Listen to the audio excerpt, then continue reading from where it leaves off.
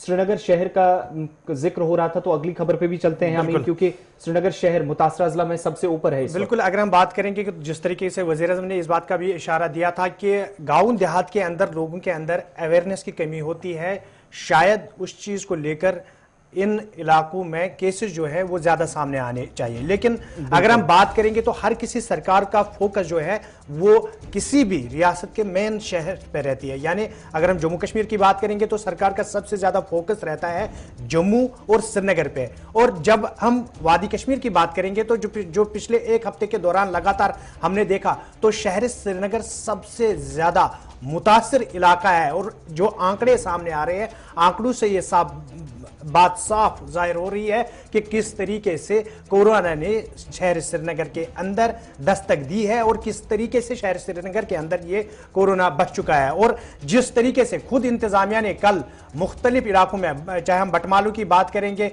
या बिमना की बात करेंगे, कई कॉलोनीज को जो है माइक्रो कंटेनमेंट जोन में तब्दील किया और वहां के रास्ते जब बंद किए गए तो उससे साफ जाहिर हुआ है कि शहर श्रीनगर की हालत जो है वो काफी खस्ता हो चुकी है और इंतजामिया अब मुतहरिक है। आसिफ आपको आंकड़े बताएंगे कि किस तरीके की सूरत हाल शहर श्रीनगर के अंदर बनी हुई है। बिल्कुल, बड़ी खबर ये कि श्रीनगर इस वक्त मुतासरा अजला में सबसे ऊपर है, सरे फहरिस्त है, और कुल मिलाकर कोविड-19 से हालात संगीन बनते जा रहे हैं। एक तरफ इंतजामिया ने 1705 बेड 23 अस्पतालों में इस वक्त रखे हैं, मुतासरीन के लिए तैयारी की है, लेकिन श्रीनगर के अंदर पिछले 15 दिनों में 6400 से जायद मुस्बत मामलों की तस्दीक हुई है। 48 से ज्यादा ऐसे इलाके हैं जिनको माइक्रो कंटेनमेंट जोन इन हालात के पेश नजर करार दिया गया।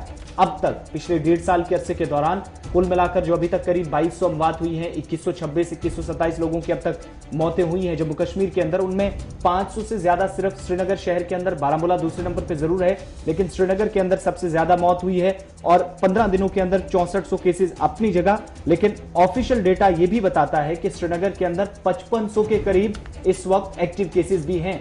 जम्मू कश्मीर की जब बात हो रही है तो Srinagar top of the list है, 5500 के करीब केसेस हैं। कंटेनमेंट जोन्स को छोड़कर भी आप देखेंगे तो वहां पर भी एक्टिव केसेस इस वक्त सामने हैं।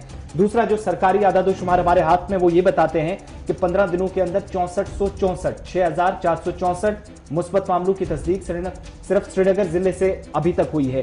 और 11 अप्रैल को देखेंगे तो जो केसेस रिपोर्ट हुए थे 362 की तादाद थी, 12 अप्रैल को 303, 423 केसेस 13 अप्रैल को और 388 14 अप्रैल को, यह अब तक की बड़ी तादाद थी। 418 और 407 केसेस 15 और 16 अप्रैल को बिलतरतीब सामने आए। इसी तरीके से 17 अप्रैल को श्रीनगर में 319, 18 और 19 अप्रैल को 520, बिलतरतीब 583 केसेस सामने आए। लेकिन कुल मिलाकर जहां पर सेहतियाबी की शरह की बात हो रही है तो श्रीनगर के अंदर अभी तक जो सेहतियाबी की शरह है वो 39.53 के आसपास है। 20 अप्रैल को 647 केसेस सबसे ज्यादा रिपोर्ट किए गए, 612 केसेस रिपोर्ट किए गए अप्रैल की 21 तारीख को।